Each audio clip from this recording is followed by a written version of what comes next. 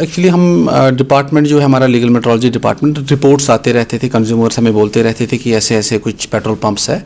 They are spread all over the valley. ये खाली एक डिस्ट्रिक्ट की बात नहीं है, 7 डिस्ट्रिक्ट्स में एक जो है एक रिपीटेड कंप्लेंट्स जो है वो डिपार्टमेंट को रिसीव हो रहे थे। इस चीज़ को जो हमारे एचओडी है, जो कंट्रोलर है लीगल मेट्रोलॉजी डिपार्टमेंट के, उन्होंने इसको एक सीरियस नोट लेके एक कलेक्टिव एक टीम्स बनाई है, जो 7 डिस्ट्रिक्ट्स में साइमल्टेनियसली उन्होंने चेकिंग की और वहाँ पे पाया कि जो ये छोटे मोटे जो पेट्रोल पंप्स इन्होंने जो इंस्टॉल किए हैं, शुरू किए हैं, उनके पास कोई भी रजिस्ट्रेशन सर्टिफिकेट नहीं है। चाहे वो एक्सप्लोजिव सर्टिफिकेट हो या लीगल मेट्रोलॉजी डिपार्टमेंट की उनकी एक वेरिफिकेशन सर्टिफिकेट होती है, या एक petroleum and safety explosive certificate जिसको हम बोलते हैं, वो भी उनके पास अवेलेबल थी ही नहीं। जिसको चलते जो है ना आप उस जो ये पेट्रोल पंप आप कहेंगे ना, उसकी आप जो है क्वांटिटी इंश्योर कर सकते हो कंज्यूमर्स के लिए,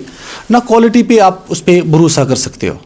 So because those pumps were absolutely without any safety checks and without any certification at all from any quarter. In fact वो कंपनी से authorized registered पेट्रोल पंप्स थे ही नहीं। सो ये एक देखा जाए तो बहुत ही एक सीरियस, एक यूनिक टाइप की एक वायलेशन यहाँ पे एग्जिस्ट कर रही थी कश्मीर वैली में, जो हायर अथॉरिटीज़ के सपोर्ट की वजह से एक पॉसिबल हो गया कि एक कलेक्टिव ड्राइव जो है हमने ये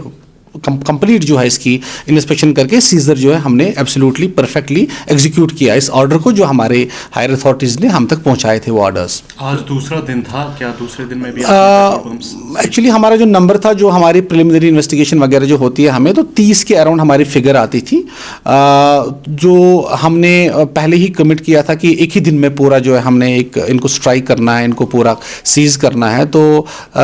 जो हमारे फील्ड ऑफिसर्स हैं उन्होंने बहुत जो है अर्ली इन द मॉर्निंग से लेके शाम 9:30 बजे 10 बजे तक ये कंटिन्यू रही, लेकिन हमने इंश्योर किया कि एक ही दिन में हम पूरा जो है इसको हमने कंप्लीट कर दिया एक ही दिन में। जहाँ जहाँ से और रिपोर्ट्स आएंगे, इनफैक्ट क्योंकि हमारे जो रिपोर्ट्स थे वो 30 का नंबर ही आंकड़ा आ रहा था, अगर आगे भी जाके हमें कहीं से इंफॉर्मेशन मिलती है कि कहीं और पे इस तरह का कोई पेट्रोल पंप या एक